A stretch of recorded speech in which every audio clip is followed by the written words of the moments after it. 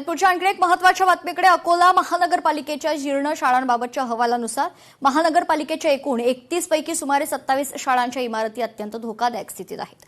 या जीर्ण इमारतींमुळे गोरगरीब विद्यार्थ्यांचा जीव धोक्यात आला असून पालक वर्गाकडून मनपा प्रशासनाकडे शाळांच्या दुरुस्तीची आणि सुरक्षिततेची सातत्यानं मागणी सुरू आहे. पाहूयात.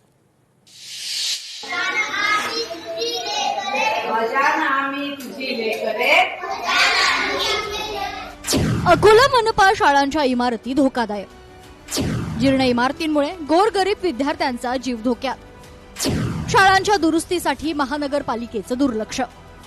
सध्या पावसाळा सुरू असून अनेक शाळांमध्ये छत गळणं, भिंतींना तडे जाणं, प्लास्टर कोसळणं, वर्गखोल्यांमध्ये पाणी साचणं आणि स्वच्छतागृहांची दयनीय अवस्था अशा गंभीर समस्यांचं धक्कादायक वास्तव समोर आले.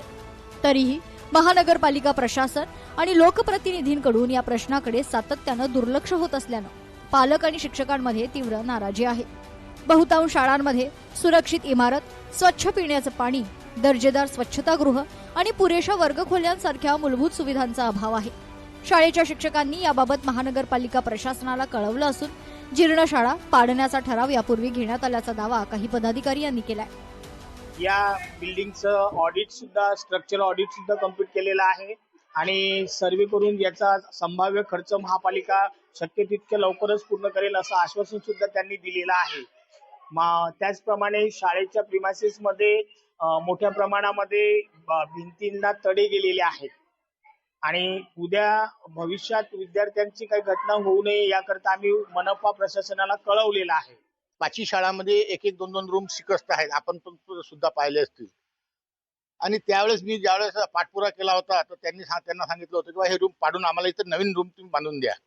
परंतु शालेय शिक्षण विभागामध्ये फंड नसल्यामुळे, म्हणून माझी महानगरपालिका आयुक्त साहेब आणि शिक्षण विभागाला विनंती आहे की कमीत कमी हे शिकस्त रूम पाडून तिथं नवीन बांधून आणि त्या शाळेमध्ये शिक्षकाची पूर्तता करावी. अकोला शहरातील शाळांमधील शिकस्त झालेल्या इमारती कोणत्याही क्षणी कोसळू शकतात. अशावेळी मोठी जीवितहानी होण्याची शक्यता नाकारता येत नाही. मनपाकडे कोट्यवधींचा निधी असल्याचा गवगवा सत्ताधारी पक्षाकडून केला जातोय.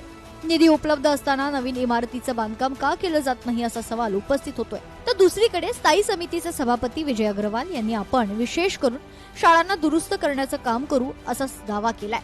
येणाऱ्या काळात शाळा कशा सुसज्ज होतील याबाबत निर्णय घेऊ असं देखील त्यांनी सांगितलंय.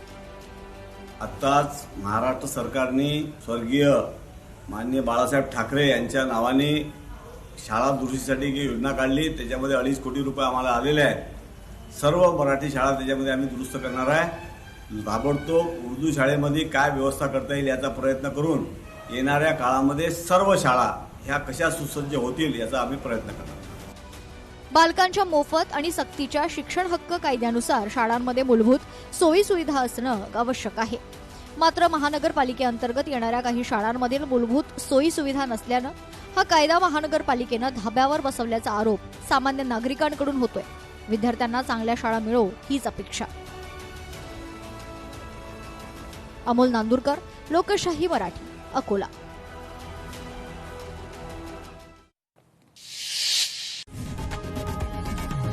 लोकशाही मराठी ऐका, पहा, जागरूक रहा.